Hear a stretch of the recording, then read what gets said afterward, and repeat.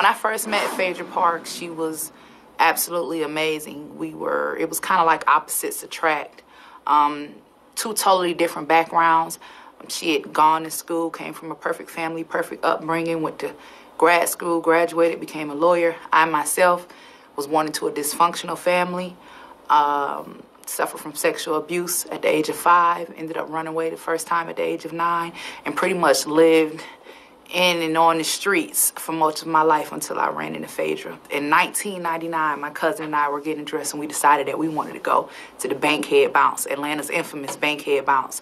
And when we arrived there, finally got there that night, we had chilled in the club just about the whole night.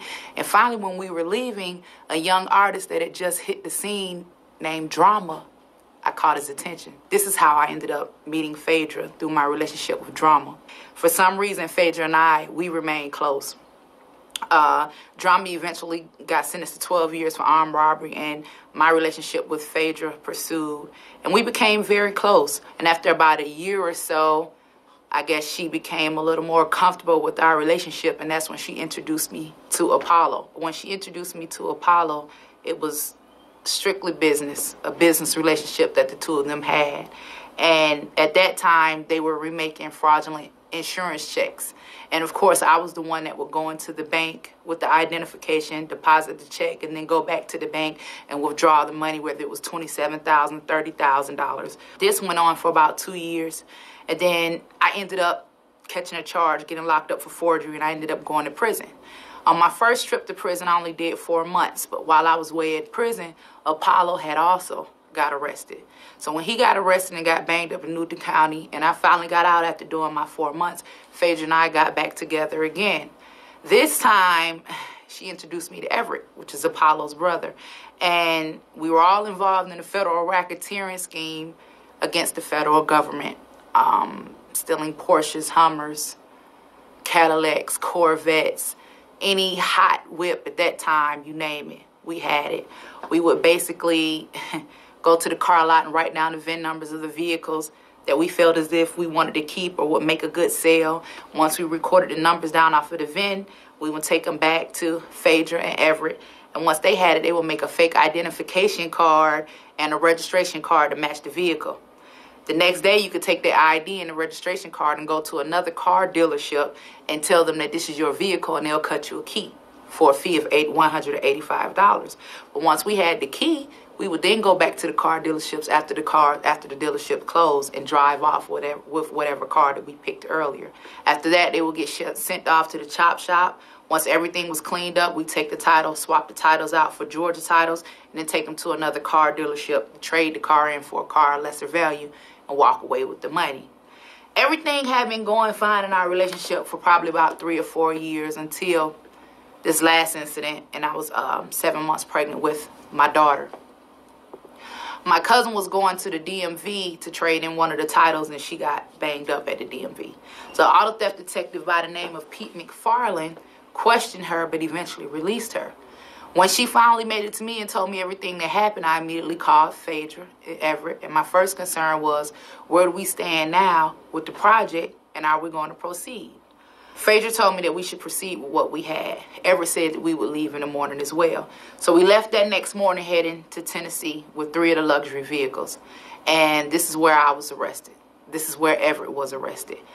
Because it was a federal case and I hadn't been in any federal trouble, I went back to state prison while Everett went back to federal custody along with Apollo. Once I was incarcerated, the plan and the agreement was always that she would always represent all of us if we ever got into any trouble. And that's what I expected. I expected her to represent me. I expected her to look out for me. I expected her to look out for my children if something was to happen. I expected her to do everything that she said she was going to do because I did everything that I said that I was going to do.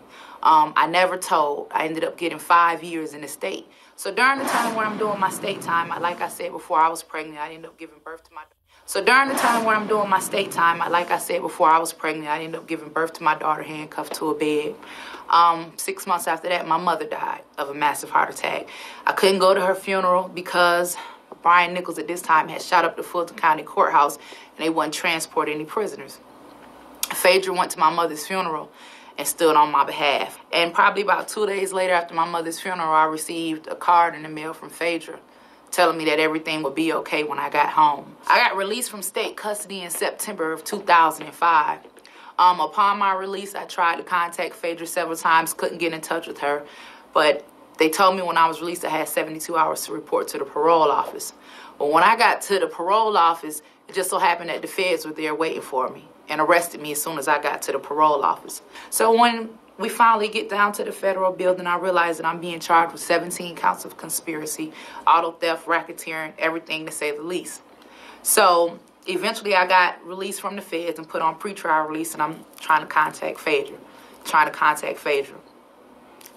She's not answering the telephone. My family is trying to find her. I'm going by her office. She's hiding from me. Okay, so finally, eventually I do get in touch with PHAEDRA. Don't worry about it. This is PHAEDRA. I got you. I'm going to take care of you. Just remember what we talked about. Let them know that I'll be representing you. The day of my arraignment finally comes. She doesn't show up. When the Judge Linda Evans, puts in a call for PHAEDRA, she tells the judge that she won't be representing me due to a conflict of interest. Maybe she got scared. Maybe she thought I would tell. Maybe, you know, she felt that it was just getting too hot. I couldn't understand why she had just totally and completely abandoned me. So in my mind, I was cool with it. I was like, you know what? Nobody ever put a gun in my head. Nobody made me do anything. I'm a grown woman. I accept all of my consequences for what I did. So Everett Trapati stands up in front of our federal judge, Linda Evans, him and his lawyer, and they tell the judge, they say, well, you know what? She was the mastermind, and we were working for her. So the judge, she knew that I couldn't be the mastermind because I hadn't had any charges similar to the charges that we were being charged with. But Everett and his brother, Apollo, were both on federal parole for the same thing when they got arrested again. So she sentenced Everett to 5 years, and I got sentenced to 3 years supervised release, which meant that I didn't have to go back to the feds, but I could actually be at home with my children, but I had to be up under constant supervision. I'm struggling. Like I said before, my mother died, my grandmother died when I was in prison. I had my baby handcuffed to a bed. My baby's father, he got life. So, of course, there is no child support. I'm struggling. Like I said before, my mother died, my grandmother died when I was in prison. I had my baby handcuffed to a bed. My baby's father, he got life. So, of course, there is no child support. Nobody will give me a job. Not only am I a convicted felon, I'm a single mother. I couldn't get any housing assistance because I was a convicted felon. I couldn't get any Section 8 because I was a convicted felon. I even went to the nightclub to try to dance to support my children. I got hired at the nightclub, but when I went to go get my permit, they told me that I couldn't get a permit because I was a convicted felon. But I never gave up. I kept pressing. And when I saw the first episode of Housewives of Atlanta, I was shocked when I saw that she married Apollo. Not only was I shocked when I found out that she married Apollo, I was extra shocked when I saw Everett featured on the show several times. When I found out that Everett worked as a paralegal in her law firm while he was still in the halfway house. It hurt me when I looked and I saw the episode when the young lady from Destiny's Child came strolling in her office and was crying and said, you know, I've been to jail and I just want to get my life together. And PHAEDRA actually had the audacity to cry and then touch her and tell her that she had the golden touch and she was going to help her get her life together. It hurt me when I watched the show and I saw PHAEDRA giving birth to her baby on the show, and I knew that I was handcuffed to a bed when I had my baby, and they took my baby from me 24 hours later. It hurt me when I thought about PHAEDRA, who was somebody that was my friend.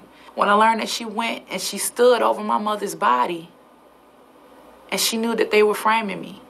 She knew she had no intention to help me get out of the situation that she created. Somebody had to be the fall guy for the entire operation, and it just happened to be me. So my book is not about vengeance, it's about justice. It's about telling my story. It's about telling the story of a 5-year-old girl that was sexually abused, who lived in and out on the streets, who ran into somebody that pretended to be a friend, that pretended to be a mentor. You know, I just couldn't understand why she would be so involved with destroying my life, but not interested at all in helping me build it up. And just to kind of sum it up, it's kind of like a football game, if you say.